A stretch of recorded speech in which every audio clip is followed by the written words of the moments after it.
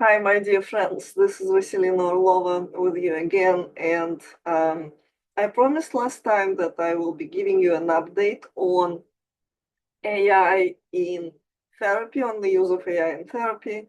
And I'm happy to say that my supervisor at the place where I'm interning gave us the access to an AI program that is specifically designed to help therapists in creating their notes, in creating the treatment plan, and things like that. So I'm hoping to show you now how it's done. Okay, so this is the recording of the session that doesn't store the recording, but rather just gives the summary after your session is done. Let's start the session, and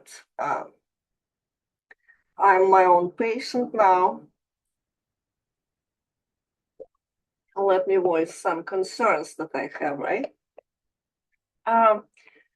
So one of the concerns that I have right now is, of course, the coming to power of Donald Trump, the politician to whom I never had any sort of sympathy, and whose views I largely oppose, and whose decisions are making me want to kind of not agree with him, right? So this is my concern as a patient of my own coming to therapy, right? Using these notes. Extremely troubling situation. Extremely troubling situation. I experience anxiety, I experience sadness for the state of the world. For example, of course, we want to hope that everything is going to be better at some point, but Trump cut the aid for Ukrainian organizations in Ukraine. And a lot of those organizations were doing an important work of getting the news out of Ukraine, right? Of what is happening there, or providing actual tangible help to people on the ground. So the cutting of this funding with ostensibly with the goal to reevaluate those programs is going to harm those initiatives, even if funding is restored, which is not a given. We are hoping it will be, but we don't know. Right? So that's one thing, for example. The second thing is Trump's idea of ending the war is basically showing us that he would like to award Russia with the trophies of the colonial conquest. And this is the prerequisite, the solidification of the Russian occupation of Ukrainian territories is a prerequisite for peace. This is like a general framework. As far as I understand, we're not talking right now about whether my perceptions are right or wrong, right? This is the video to show how these notes are done, how the AI notes are done, rather than any sort of political video, okay? So this is a concern of me as my own patient right now. What are some other concerns that I have? Of course, that's not the only thing that Trump is doing, right? His policy on Ukraine is just part of what is bothersome. We hear Trump wanting to voicing various plans to annex Canada, calling Canada the 51st state, to occupy part of Denmark, which is Greenland, to possibly, we see him spoiling the relationships with Colombia, we see him spoiling the relationships with Panama, and sort of aspiring to repeat that colonial conquest to which Russia opened the door in 2014 in Ukraine by occupying Crimea, if not in 2008 when Russia invaded Georgia, right? So extremely troubling events. This is just like a layer of them. Of course, there's a lot of social events right now in the United States, similarly bothersome. But these are the concerns, great concerns. Now, to add something more personal to that, right? To not focus just on geopolitical situation. What can I say? Well, for example, like my internship started, and at once I realized that I have much less time than I used to have during my practicum for my own pursuits. This is, by the way, the reason why I was not able to upload some of the videos. It's not like I don't have the time, but sometimes I think I just don't have energy. Yeah, so these are my chief concerns, right? What is going on in the world. I'm saddened for the humanity. I worry for my relatives in Ukraine. I don't actually worry for my relatives in Russia.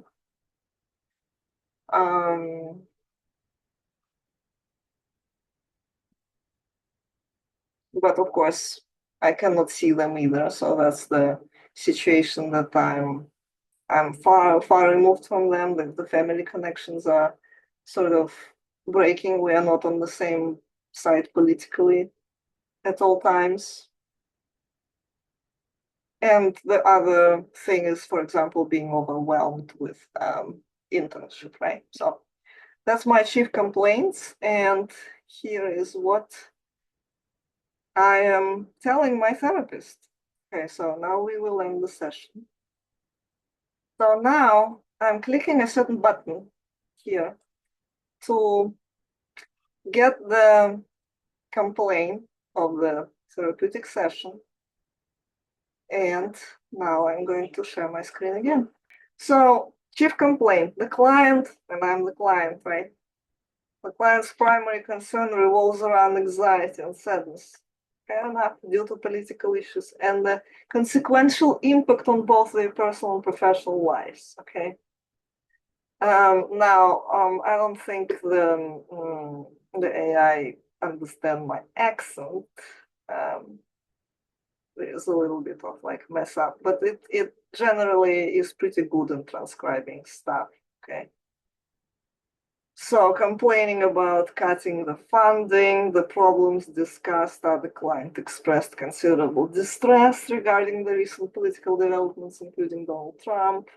Specifically, the client is troubled by Trump's foreign policy decisions, which affect Ukraine significantly, a region where they have personal connections. Only fair, right? The client's sadness is compounded by Trump's intention to cut aid to Ukrainian organizations when it's not an intention. He already has cut aid, so we want to sort of edit this, right? Where Trump's cut aid. I mean, it looks like it could be temporary, but we don't know. So the cut aid is already sort of in effect, so I'm going to leave it as is. Experienced anxiety, sadness for the state of the world. Okay, I did say that. Additionally, the client is facing increased personal and professional pressures due to starting an internship, which has significantly restricted the available time and energy for personal pursuits. Fair enough. The client reported feeling overwhelmed. I did mention that word, particularly due to the responsibility of the internship and the strain of trying to balance personal aspirations with the demands of the role. The familial ties are strained, especially with relatives in Russia, due to political differences, which further contributes to the emotional burden. Yeah. Yeah, so when we was talking on being not on the same side politically, I was talking to my relatives in Russia. So not in Ukraine. Because I feel like with my friends and family in Ukraine, I'm seeing, eye to eye with them. So symptoms recap: anxiety, onset with the recent political climate and global events, particularly tied to Trump's policy. Well, of course, it's our first session, or like the second session. So AI, this therapist doesn't know that I actually have a history of anxiety or what I identify as anxiety. Now, I wouldn't say that my symptoms of anxiety in any way affect or significantly disturb any significant part of my life, right? Like work, friends, relationships, health, and things like that, right? So I think I don't have to be diagnosed with generalized anxiety disorder, which I think is going to give me. Um, but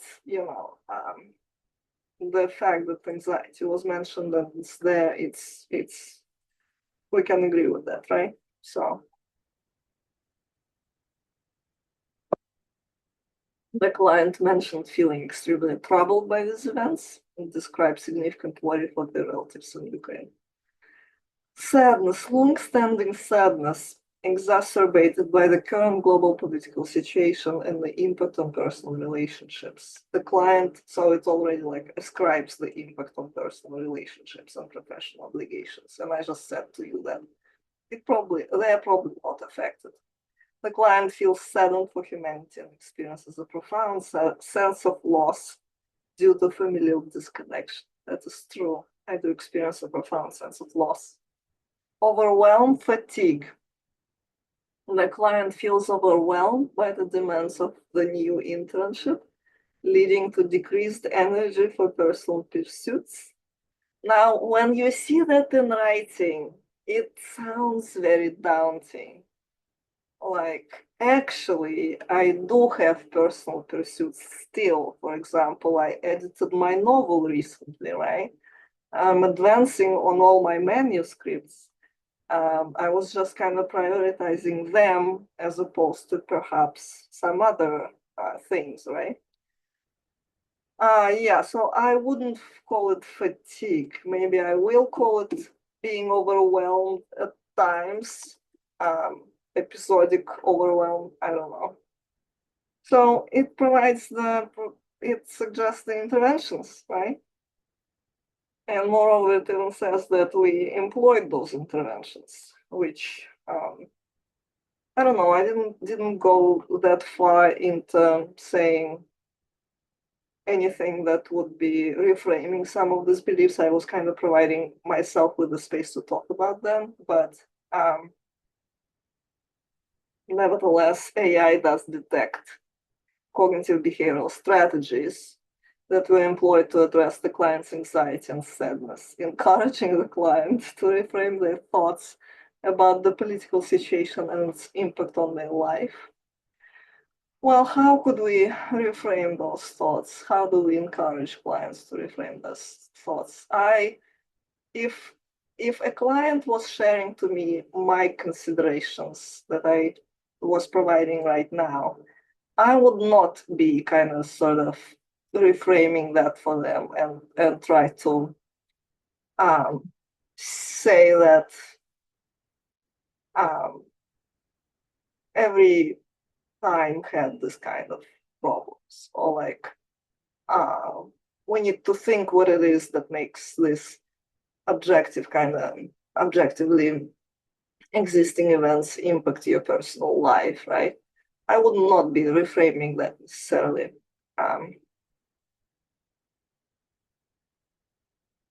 Instead, I would be validating them and providing the space for them.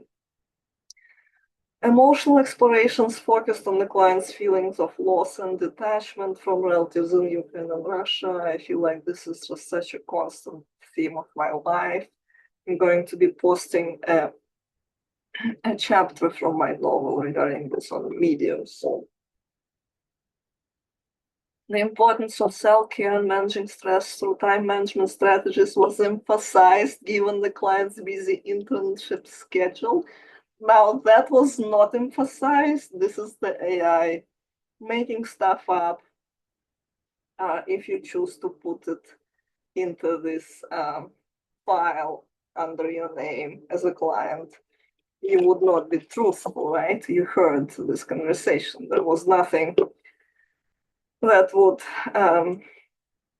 agree to this description. There were no emphasis on any sort of how did they formulate it? Importance of mediation stress through the time management, right? Psychoeducation was provided on the effects of global stresses on mental health and the value of maintaining personal well-being amidst global uncertainties. Now, no such psychoeducation was provided, but I like the formula. It's great to employ.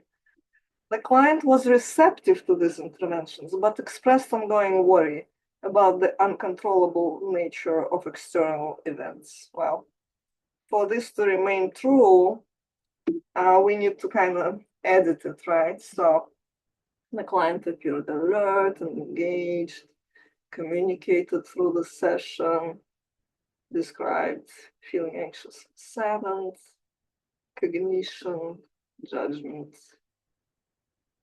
Okay, so generalized anxiety disorder, that's just what I say, that it's going to give you this diagnosis based on me saying I'm anxious, major depressive disorder, single episode, mild. Okay. Occupational stress. I actually enjoy my internship. I'm not stressed by it. And I think this overwhelm that I feel at times is very productive. And, you know, I would rather be doing that than anything else pretty much right now at this point of my life. I also subscribe to training at EMDR, which I'm looking forward to. I already got part of that training, but there is a lot ahead still. So I don't know about stress because I really enjoy my current situation. Okay. Now, I actually have a different diagnosis. I do have one, but from this conversation, it was able to derive these parts, but that's okay. The diagnosis is not a sentence. It's not the end of the world. It's not like the predicament. You take it as a way to conceptualize the client. So this is what this thing is doing. Okay, treatment progress, the interesting part.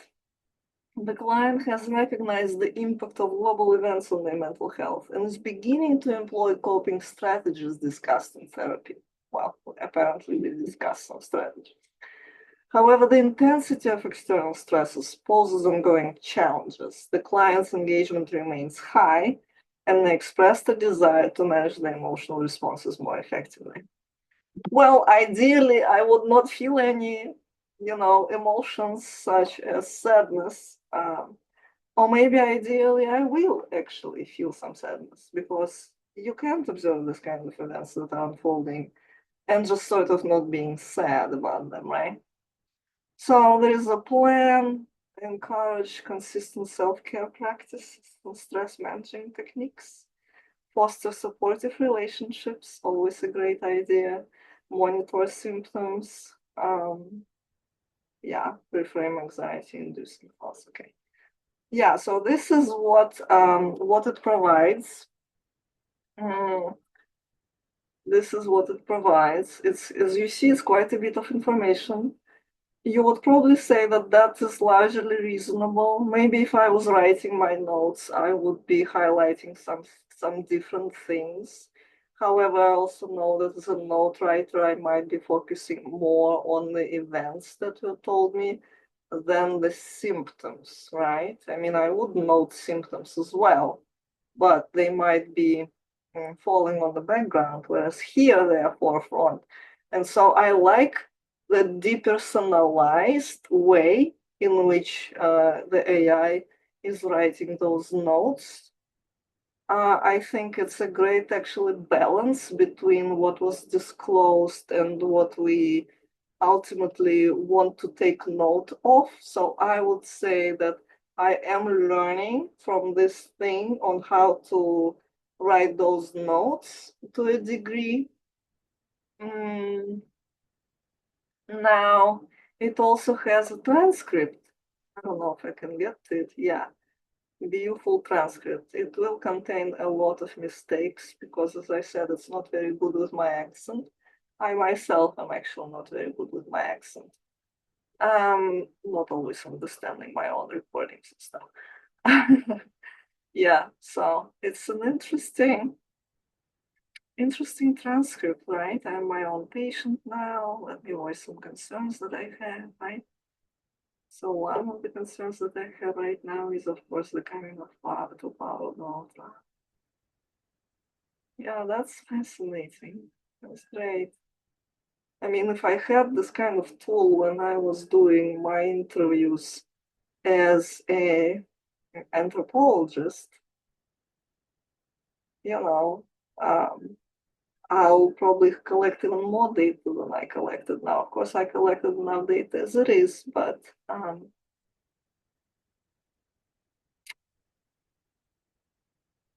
you mentioned some kingly celeb or something, right?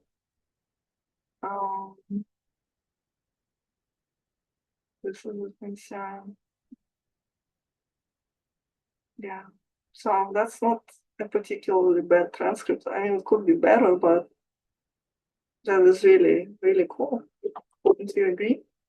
Now, of course, there is a lot of concern right now about whether we can use those transcripts and whether we can use those notes and formulas, particularly for not just for the notes for the session, for example, because this is the recap of what was said, but more so for treatment plans, because the treatment plans, of course, is a vision of a of what is not wrong, but what we want to improve in the life of the person, to kind of where we want them to have the release of those symptoms, where we want them to not struggle so much, right? So let me update my treatment plan. I already had one treatment plan recorded for me. So in the wake of this new session, what would it say? Let's see. Yeah, so there is a lot of concern whether we can outsource this part of this work to the robots. And so let me see.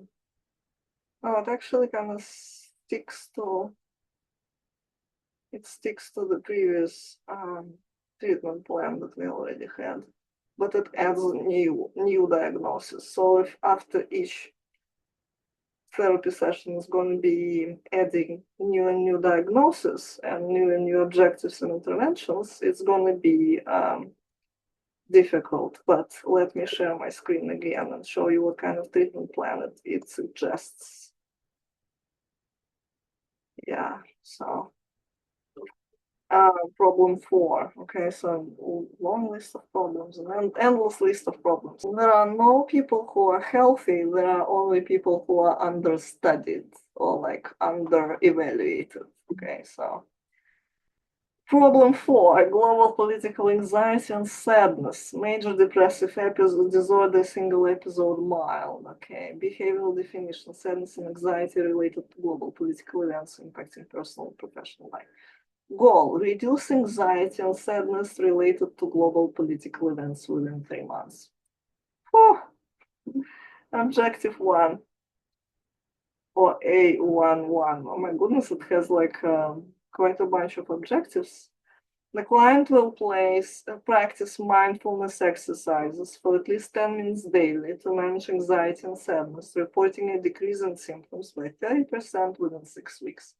This is the ideal, let's say, SMART goal technically, right? It says what to do exactly, like ideally it will identify some sort of mindfulness exercises, provides the time frame, 10 times daily, and the time frame that is bigger, within 6 weeks, you're supposed to decrease the intensity of symptoms by 30%. It's usually self-evaluated. So, for example, if today I evaluated my level of anxiety and sadness as 4 on the scale from 0 to 10, in 6 weeks, I'm supposed to evaluate it 30% less. We'll have to count how much is that. Interventions: teach mindfulness exercises, incorporating these practices into each session.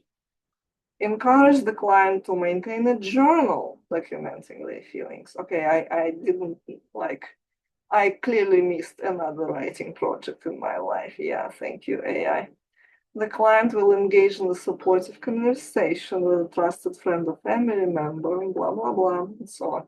Bi-weekly therapy sessions for ongoing support. Well, I'm glad it does not think I need a weekly therapy session, because that would be a strain on my budget right now, perhaps. I mean, it probably wouldn't be, but it would depend on what kind of provider I want to use. So now, of course, again, this is problematic. I even had people on LinkedIn telling me this is unethical to use AI. There is a huge conversation right now. The AI program, from its point, states that, of course, they adhere to every ethical practice out there. I'm just entering this field. I'm not about to come to people who implement this AI and say, okay, you know what you're doing is unethical. I'm just, and I don't feel that. If I felt that it was unethical to use it, I would do that, but I don't feel that. I think it's a progress. It's reasonable to use AI for the notes, just as reasonable as it is to use Grammarly for grammar, and just as reasonable as we use email right now that can predict the next words in your writing. And by the way, in this particular program, you can talk to it what was happening in the session, and it will also provide you some sort of outline.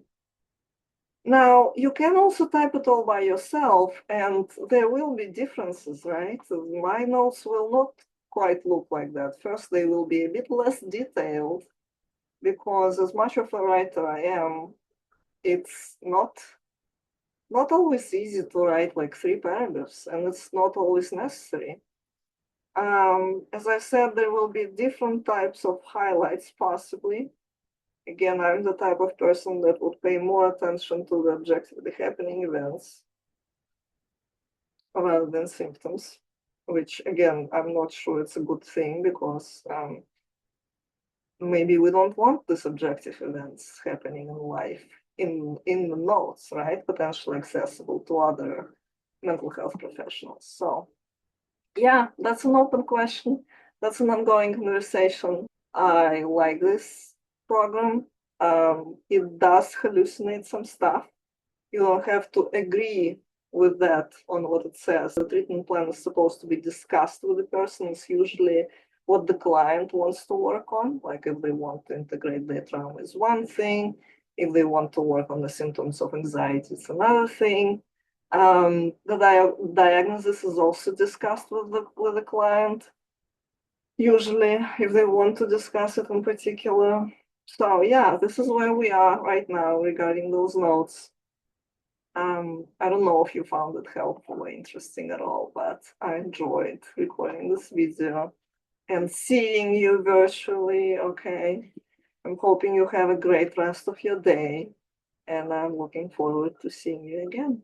Bye-bye.